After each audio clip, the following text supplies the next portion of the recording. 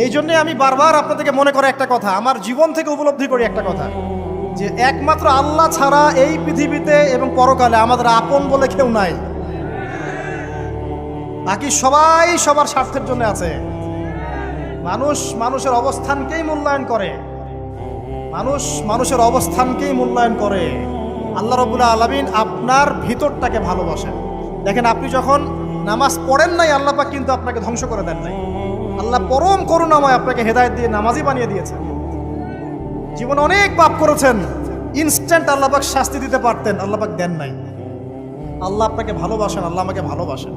আল্লাহ পাকের এই ভালোবাসার ঋণটা শোধ করার জন্য হলেও নামাজি হয়ে যান, আল্লাহর পথে ফিরে আসেন, দিনের জন্য কিছু করেন, দিনের ফিকির করেন, পড়াশোনা করেন। প্রিয় ভাইরা, আল্লাহ পাক তৌফিক দান করুন। দেখুন, এই রিবা থেকে দূরে থাকার জন্য একটা হাদিস যথেষ্ট, যে 4 শ্রেণীর মানুষকে আল্লাহ রাসূল সাল্লাল্লাহু আলাইহি ওয়াসাল্লাম